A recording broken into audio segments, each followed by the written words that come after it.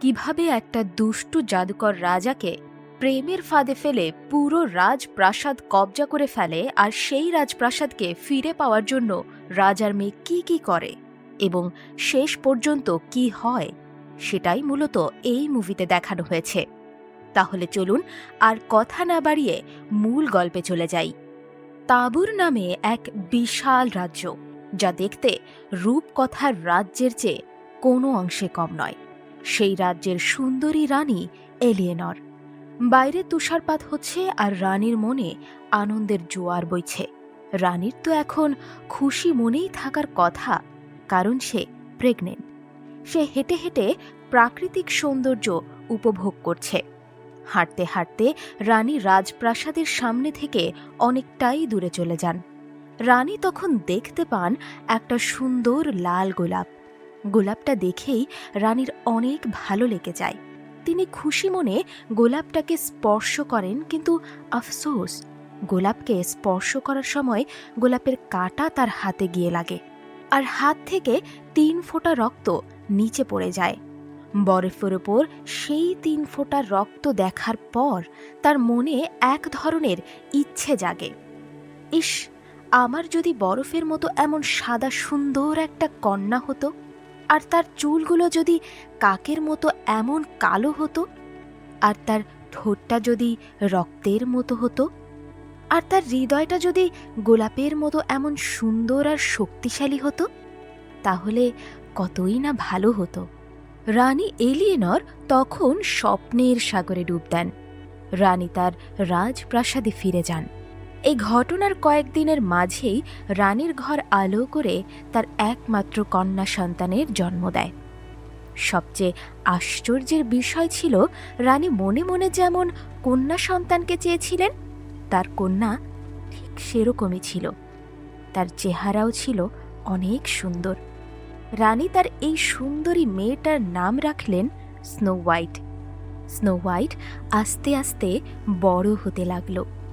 দিন দিন সে আরও সুন্দরী হয়ে উঠেছিল। রানী যেমনটা চেয়েছিল, স্নো হোয়াইট অবিকল তেমনই ছিল। সব কিছু ঠিকঠাকই চলছিল। স্নো হোয়াইট তখন কিশোরী। একদিন হঠাৎ করে স্নো হোয়াইটের জীবনে অন্ধকার নেমে আসে। পুরো রাজপ্রাসাদ সেদিন নীরব নিস্তব্ধ হয়ে গিয়েছিল, কারণ সবার পছন্দের রানী এলিয়েনর আর নেই। হৃদরোগে আক্রান্ত হয়ে তিনি পৃথিবীর মায়া ত্যাগ করেছেন। স্নো হোয়াইট আর তার বাবা দুজনের মনটাই অনেক খারাপ। তারা অনেক কান্না করছে। স্নো হোয়াইটের বাবার নাম ছিল রাজা ম্যাগনাস। সে দেখতেও যেমন সুন্দর ছিল, ঠিক তেমনই অনেক শক্তিশালী ছিল। কিন্তু একদিন হঠাৎ রহস্যময় এক রাজ্য থেকে অদ্ভুত এক বাহিনী, যাদের চেহারা দেখা যাচ্ছিল না, সবাই মাস্ক পরিহিত ছিল, তারা রাজা ম্যাগনাসের রাজ্যকে দখল করার জন্য অতর্কিত যুদ্ধ চালায়। কি ভেবেছেন শোকাহত ম্যাগনাস কি ছেড়ে দেবে? জানেন তো, আহত বাঘের আঘাত অনেক বেশি তীব্র হয়। ম্যাগনাসও তার সৈন্যবাহিনী নিয়ে ঝাঁপিয়ে পড়লেন সেই অদ্ভুত রহস্যময় বাহিনীর ওপর। শেষ জয়টা ম্যাগনাসেরই হল। কিন্তু এখানে রাজা একটা সুন্দরী মেয়েকে দেখতে পায়, যার নাম ছিল রেভিনা। রেভিনা দেখতে অনেক সুন্দর ছিল। তাকে বন্দি অবস্থায় উদ্ধার করে রাজা তাকে তার রাজপ্রাসাদে নিয়ে আসে। মহা ধুমধাম করে রাজা ম্যাগনাস রেভিনাকে বিয়ে করে, কারণ ম্যাগনাস রেভিনার মাঝে এলিয়েনরের ছায়া খুঁজে পেয়েছিলেন। তাই প্রথম দেখাতেই রাজা মুগ্ধ নয়নে তার দিকে তাকিয়েছিলেন। সে যাই হোক, রেভিনা যে আসলে একটা দুষ্ট জাদুকর ছিল, সেটা রাজা বুঝতেই পারেনি। এখানে আসল রহস্যটা ছিল, রেভিনা তার জাদুর মাধ্যমে নকল সেনাবাহিনী তৈরি করে, আর সেখানে নিজেকে বন্দি করে রাজার সামনে এসে উপস্থিত হয়। আর রাজাও রেভিনার রূপের জালে আটকা পড়ে যায়। আসলে এই সবই ছিল রেভিনার একটা চাল, একটা গভীর ষড়যন্ত্র, চক্রান্ত। বিয়ের রাতে রেভিনা রাজার সাথে মধুর সম্পর্ক কাটায়। রাজাও রেভিনাকে পেয়ে অনেক খুশি। রেভিনার একটা অতীত কাহিনী রয়েছে। তাকে এক রাজ্যের রাজা বিভিন্ন কৌশলে প্রেমের ফাঁদে ফেলে তাকে ভোগ করেছিল। তারপর তাকে সেই প্রাসাদ থেকে বের করে দিয়েছিল। মূলত এরপর থেকেই রাজাদের প্রতি তার এক ধরনের ক্ষোভ এবং ঘৃণা কাজ করত। সেই ক্ষোভ এবং ঘৃণার বশবর্তী হয়েই রেভিনা এই রাজার সাথে এমন খেলাটা খেলেছিল। রেভিনা এই রাজ্যে এসেছে এই সিংহাসন দখল করে নেওয়ার জন্য, তাই সে রাজাকে ছুরি দিয়ে হত্যা করে। রেভিনার ভাই থিমকে তার সেনাবাহিনী নিয়ে প্রবেশ করতে বলে। পুরো রাজপ্রাসাদে আতঙ্ক ছড়িয়ে পড়ে, চারদিকে শুধু হত্যা আর আগুন।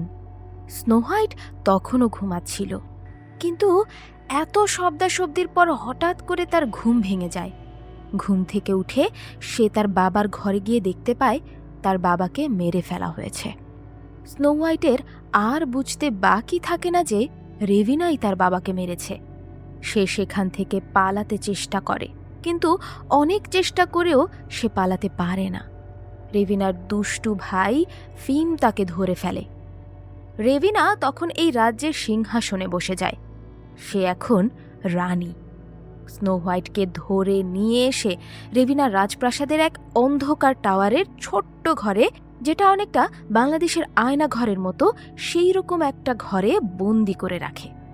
রেভিনা এদিকে রাজপ্রাসাদে রাজত্ব করতে থাকে, কিন্তু রেভিনা রানী হয়ে আসার পর থেকেই রাজপ্রাসাদের চারপাশটা কেমন যেন ফ্যাকাশে হয়ে যায়।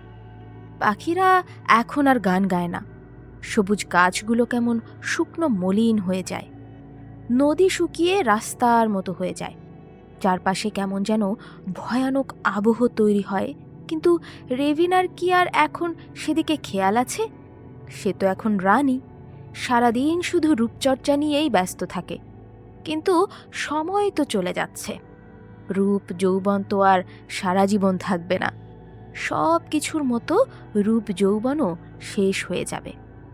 রেভিনার ক্ষেত্রেও সেটাই হলো।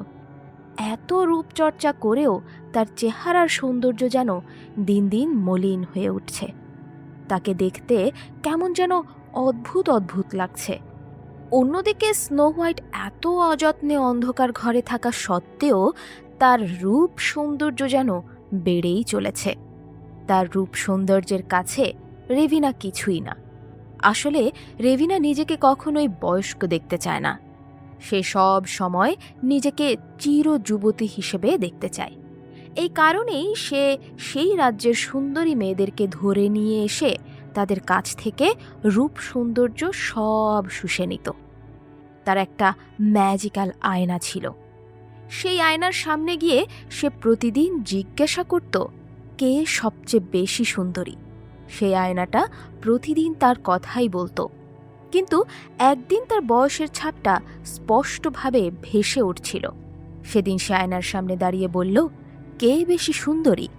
কিন্তু সেদিন আয়না তাকে অবাক করে উত্তর দিল, তোমার চেয়েও অনেক বেশি সুন্দরী তোমার রাজ্যে রয়েছে, আর তার নাম হলো স্নো হোয়াইট। এই কথা শোনার পর তো রেভিনার প্রচণ্ড রাগ উঠছিল। সে মনে মনে আফসোস করতে লাগলো, আমি যদি সেদিনই ওই মেয়েটাকে মেরে ফেলতাম, তাহলে আজকে আমি সবচেয়ে বেশি সুন্দরী থাকতাম।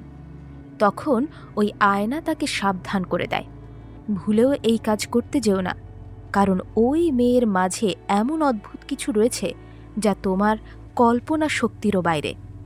সে চাইলে তোমাকে ধ্বংসও করে দিতে পারবে, কিন্তু আবার ওই মেয়েকে যদি তুমি তোমার প্রতি দুর্বল করে দিতে পারো, তাহলে সে হবে তোমার জন্য সবচেয়ে বড় আশীর্বাদ। সেই তোমাকে রক্ষা করতে পারবে, এমনকি তোমাকে সে অমরত্বও দিতে পারবে। রানী তখনই তার ভাই ফিমকে বলে, স্নো হোয়াইটকে ধরে নিয়ে আমার সামনে এনে হাজির করো। ফিম স্নো হোয়াইটকে ধরে আনতে গেলে স্নো হোয়াইট বুদ্ধি করে ফিমকেই সেখানে বন্দি করে ফেলে। তারপর দুটো পাখির সাহায্যে সে ওই প্রাসাদ থেকে বেরিয়ে পড়ে। তারপর ঘোড়ায় করে প্রাসাদ থেকে দূরে চলে যায়। স্নো হোয়াইট ঘোড়ায় চড়ে একটা অন্ধকার রাজ্যে চলে যায়। রেভিনার সৈন্যরা তার পিছু পিছু সেই অন্ধকার রাজ্যে চলে যায়, কিন্তু তারা বেশি দূরে যেতে পারে না, কারণ সেই অন্ধকার রাজ্যটা অনেক ভয়ানক ছিল, আর সেখানে কেউ একবার গেলে সহজে ফিরে আসে না। ফিম এসে রেভিনাকে সব জানায়। এসব শোনার পর রেভিনা তো তার ভাই ফিমের ওপর দারুণ রাগান্বিত হয়ে যায়। সে রাগে আগুন জ্বালিয়ে দেয় আর তার সামনে দাঁড়িয়ে হুংকার করে। রেভিনাও পড়েছে ব্যাপক ঝামেলায়, কারণ স্নো হোয়াইট সেই অন্ধকার জঙ্গলে গিয়েছে, সেখানে তার জাদুও কাজ করবে না, তাই তারও সেই অন্ধকার জঙ্গলে যাওয়া অসম্ভব। তখন সে তার ভাইকে বলে, তাড়াতাড়ি এমন কাউকে খুঁজে বের করো যে ওই জঙ্গলে গিয়ে ওই মেয়েকে উদ্ধার করে নিয়ে আসতে পারবে। তার ভাই খুঁজে একটা মাতালকে পেয়ে যায়। সেই মাতালের নাম ছিল এরিক। সে মাতাল থাকলেও তার শিকারের হাত ছিল অনেক দক্ষ। সে খুব দক্ষতার সাথে শিকার করতে পারে। আর এরিক সেই জঙ্গলে এর আগে অনেকবার গিয়ে শিকার করেছে আর অক্ষত অবস্থায় ফিরে এসেছে। রেভিনা তখন এরিককে বলে তাকে সেই জঙ্গলে নিয়ে একটা মেয়েকে উদ্ধার করে নিয়ে আসতে হবে। এরিক এটা শোনার পর না করে দেয়, কিন্তু রেভিনা যখন এরিককে বলে, তুমি যদি এটা করতে পারো তাহলে আমি তোমার মৃত স্ত্রীকে তোমার সামনে এনে হাজির করতে পারবো। এটা শোনার পর এরিক আর কিছু না ভেবে রাজি হয়ে যায়। এরিকের একটা কষ্টের অতীত রয়েছে। সে তার বউকে তার সামনেই মরে যেতে দেখেছে, আর তারপর থেকেই এরিক মাতাল। মদ খেলে নাকি সে তার কষ্ট ভুলে থাকতে পারে। সে যাই হোক, স্নো হোয়াইট সেই জঙ্গলে খুব ভয়ে থাকে, আর সেখানে সে এমন অদ্ভুত কিছু জিনিস দেখতে পায় যা দেখে সে আর নিজেকে ঠিক রাখতে পারে না, সেখানেই অজ্ঞান হয়ে যায়। এদিকে এরিক আর রেভিনার ভাই স্নো হোয়াইটকে খোঁজার জন্য সেই জঙ্গলে আসে। স্নো হোয়াইট তাদের পায়ের শব্দ শুনতে পেরেই একটা গাছের আড়ালে লুকিয়ে পড়ে, কিন্তু এরিক স্নো হোয়াইটকে ধরে ফেলে। তখন স্নো হোয়াইট এরিককে বলে, দেখো, তুমিই একমাত্র আমাকে বাঁচাতে পারবে। তুমি যদি আমাকে এখন ছেড়ে না দাও তাহলে রানী আমাকে মেরে ফেলবে। ওই রানী আমাকে মারতে চায়, আর সেজন্যই তোমাকে এখানে পাঠিয়েছে। এরিক তখন ফিমের কাছে এই ব্যাপারে জানতে চায়। ফিম তাকে এই ব্যাপারে এসব বলতে অস্বীকৃতি জানায়। ফিম বলে, তোমার সাথে আমাদের চুক্তি হয়েছিল ওই মেয়েকে উদ্ধার করে আমাদের কাছে ফিরিয়ে দেবে, তোমার এখন সেটাই করতে হবে। এটা শোনার পর এরিক তখন বলে, তাহলে চুক্তি অনুযায়ী আমার বউকে আগে ফিরিয়ে দাও। ফিম তখন তাকে বলে, তুমি আসলে একটা বোকা। আমার বোন জাদুকর হলেও তার এত ক্ষমতা নেই যে সে একটা মৃত মানুষকে জীবিত করবে। সে তোমাকে মিথ্যা বলেছে যাতে তুমি কাজটা করো। এটা শোনার পর তো এরিকের মাথা গরম হয়ে যায়। সে তো স্নো হোয়াইটকে ফিরিয়ে দেয়ই না, বরং ফিমের সাথে যুদ্ধ করে তাদেরকে তাড়িয়ে দেয়। এরিক স্নো হোয়াইটকে নিয়ে জঙ্গল থেকে পালিয়ে যায়। এদিকে স্নো হোয়াইটের ছোটবেলার বন্ধু উইলিয়াম এবং তার বাবা ডিউক জানতে পারে স্নো হোয়াইট এখনও বেঁচে আছে এবং সেই জঙ্গলেই আছে। উইলিয়াম তখন সিদ্ধান্ত নেয় সে ওই জঙ্গলে যাবে এবং স্নো হোয়াইটকে যেভাবেই হোক উদ্ধার করবে। তাই সে ওই জঙ্গলের দিকে যেতে থাকে। এদিকে ফিম তার সৈন্যদেরকে প্রস্তুত করতে থাকে সেই জঙ্গলে যাওয়ার জন্য। যেভাবেই হোক তারা এরিক আর স্নো হোয়াইটকে বন্দি করবেই। এদিকে উইলিয়াম তখন সেই জঙ্গলের দিকেই যাচ্ছিল, কিন্তু রাস্তায় বিরতি দিয়ে সে একটু বিশ্রাম করছিল। এমন সময় সে ফিমের সৈন্যদলকে দেখতে পায়, আর তারাও সেই জঙ্গলের দিকেই যাচ্ছিল। তাই উইলিয়াম বুদ্ধি খাটিয়ে তাদের সাথে যোগ দেয়, কারণ তার একার পক্ষে সেই জঙ্গলে যাওয়া অনেক কঠিন একটা বিষয় ছিল। এদিকে স্নো হোয়াইটকে সাথে নিয়ে যাওয়ার সময় সে উপলব্ধি করে যে এই মেয়ের জন্য তার বিপদ হতে পারে, তাই সে তাকে রেখে একা একাই যেতে থাকে। স্নো হোয়াইট তখন এরিককে অনেক আকুতি মিনতি করে যাতে সে তাকে উইলিয়ামদের দুর্গ পর্যন্ত নিয়ে যায়, কিন্তু এরিক এতেও রাজি হয় না। শেষ পর্যন্ত স্নো হোয়াইটকে সোনার দানার কথা বলে। সে যদি এটা করতে পারে তাহলে তাকে অনেক সোনা দেবে। এরিক তখন সোনার লোভে পড়ে যায়, কারণ সে অনেক গরিব ছিল।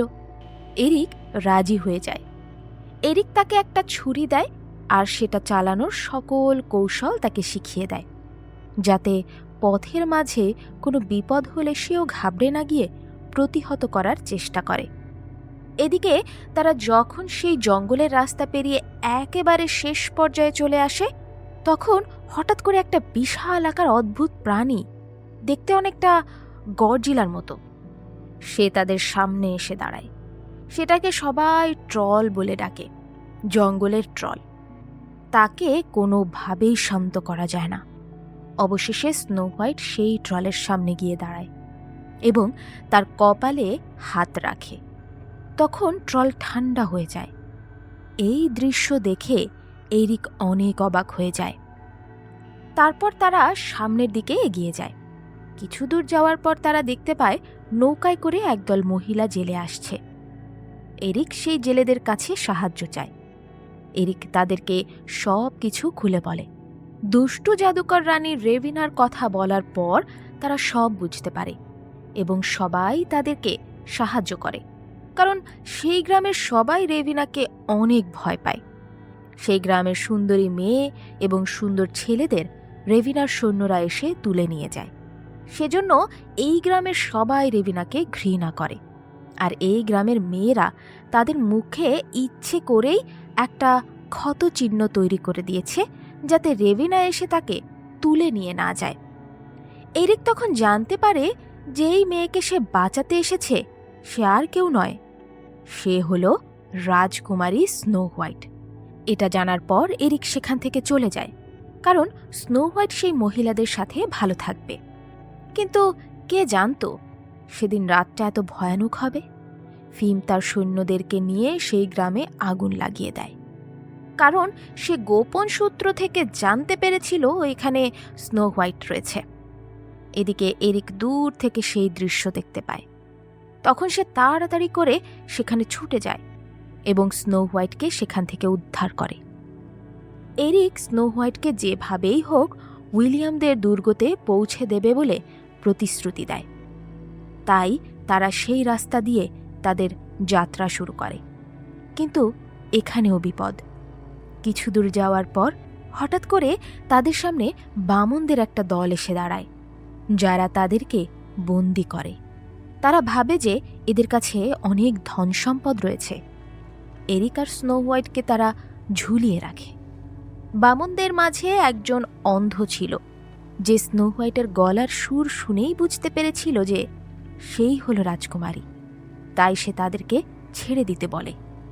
বামনরা সবাই মিলে ওদেরকে ছেড়ে দেয়। তখন সেখানে ফিম চলে আসে। ফিমকে দেখে বামনরা এরিক আর রাজকুমারীকে সাথে নিয়ে নিরাপদ আশ্রয়ে চলে যায়। তারা যে রাজ্যে যায় সেটাকে সবাই পরীদের রাজ্য বলে। সেখানে একটা অদ্ভুত বিষয় ঘটে। রাজকুমারী যখন বামনদের সাথে ছিল এবং যখন তারা সবাই একসাথে সেই রাজ্যে ছিল, তখন তাদের শরীরে অন্যরকম একটা শক্তি চলে এসেছিল। তাছাড়া চারপাশটাও কেমন যেন অন্যরকম সুন্দর লাগছিল। বামনদের মতে এটা রাজকুমারীর কারণেই সম্ভব হয়েছে। রাজকুমারীর মাঝে আলাদা এক ধরনের শক্তি রয়েছে, যেটার মাধ্যমেই এমনটা হয়েছে। তারা সবাই মিলে প্রতিজ্ঞা করে যেভাবেই হোক সেই দুষ্টু জাদুকর রেভিনাকে প্রতিহত করে তারা সত্যিকারের রাজকুমারীকে সিংহাসনে বসাবে। সেদিন বিকালে এরিক আর রাজকুমারী সেই জায়গায় হাঁটছিল। তখন হঠাৎ করে সেখানে ফিম এসে আক্রমণ করে। এরিক ফিম এবং তার বাকি সৈন্যদের মেরে ফেলে। এদিকে উইলিয়াম যে ফিমের সাথে ছিল এটা উইলিয়াম রাজকুমারীকে বলে। রাজকুমারী আসলে ঘটনা বুঝতে পারে এবং উইলিয়ামও তখন রাজকুমারীর দলে চলে যায়। এদিকে রাজকুমারীকে মারার জন্য একজন তীর ছুঁড়ে, আর সেটা দেখে এক বামন রাজকুমারীকে বাঁচানোর জন্য নিজের প্রাণ দিয়ে দেয়। তারপর সেই বামনের শেষকৃত্য শেষ করে তারা আবার সেই দুর্গের দিক ছুটে যায়। উইলিয়াম আর রাজকুমারী তখন একসাথে ছিল। এদিকে রানী রেভিনা তখন একটা পরিকল্পনা করে।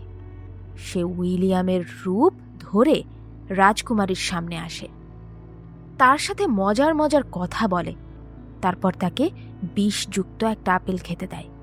সেই আপেল খাওয়ার পর রাজকুমারী অজ্ঞান হয়ে নিচে পড়ে যায়। রানী যখন তার কাছ থেকে হাড়টাকে নিতে যাবে, ঠিক তখনই সেখানে এরিক আর বাকি সবাই চলে আসে। রানী সেখান থেকে চলে যায়। রাজকুমারী অসুস্থ হয়ে পড়ে এবং একটা পর্যায়ে সে মারা যায়। শেষ পর্যন্ত রাজকুমারীর সেই নিথর দেহটাকেই তারা সবাই বয়ে নিয়ে যায়। দুর্গে যাওয়ার পর সবাই রাজকুমারীকে এমন অবস্থায় দেখে খুব কষ্ট পায়। তারা তাকে একটা সুন্দর বিছানায় শুইয়ে দেয়। এরিক তার সামনে এসে দাঁড়ায়। সে কোনোভাবেই রাজকুমারীর এই মৃত্যুকে মেনে নিতে পারে না। তার বারবার শুধু তার বউয়ের কথাই মনে হতে থাকে। এরিক রাজকুমারীকে মনে মনে ভালোবেসে ফেলে, তাই সে তাকে ভালোবাসার শেষ চুম্বন দেয়। কিন্তু আশ্চর্য, এই চুম্বনের ফলেই রাজকুমারী বেঁচে যায়। সবাই তো অনেক খুশি হয়ে যায় এবং রাজকুমারী সবাইকে তখন বিস্তারিত বলে। সবাই মিলে পরিকল্পনা করে পরের দিন ভোর সকালেই তারা রেভিনার রাজপ্রাসাদ দখল করতে যাবে। যেভাবেই হোক তারা বিজয় ছিনিয়ে আনবে। যেই ভাবা সেই কাজ। পরের দিন ভোর সকালেই সবাই রেভিনার রাজপ্রাসাদের দিকে রওনা হয়। কিন্তু যখন তারা সবাই রেভিনার রাজপ্রাসাদের সামনে চলে যায়, ঠিক তখনই রেভিনা অনেক বড় বড় বোমা মারতে থাকে। তারা চিন্তিত হয়ে পড়ে কিভাবে তারা সেই প্রাসাদে ঢুকবে। কিন্তু বামনরা সেখানে আগেই ঢুকে গিয়েছিল, তাই তারা বুদ্ধি করে সেই রাজপ্রাসাদের দরজা খুলে দেয়। আর তখনই রাজকুমারী আর তার সৈন্যরা সেখানে ঢুকে পড়ে। রেভিনার সৈন্যদের সাথে তাদের বিশাল যুদ্ধ হয়। রাজকুমারী তখন রেভিনার ঘরে যায় তাকে মারার জন্য, কিন্তু রেভিনা তার জাদু মন্ত্র দিয়ে এবং অন্যান্য শক্তি প্রয়োগ করে রাজকুমারীকে ঘায়েল করার চেষ্টা করে। রাজকুমারী রেভিনার সাথে পেরে উঠতে পারে না। অবশেষে রেভিনা রাজকুমারীর কাছ থেকে হৃদয়টা যখন ছিনিয়ে নিতে যায়, তখন সে এরিকের দেওয়া ছুরিটা দিয়ে রেভিনাকে জোরে আঘাত করে, আর সেখানেই রেভিনা মারা যায়। শেষ পর্যন্ত সেই আয়নার দেওয়া ভবিষ্যৎবাণী সঠিক হয়ে যায়। একদিন রাজকুমারীর হাতেই তার মৃত্যু হবে।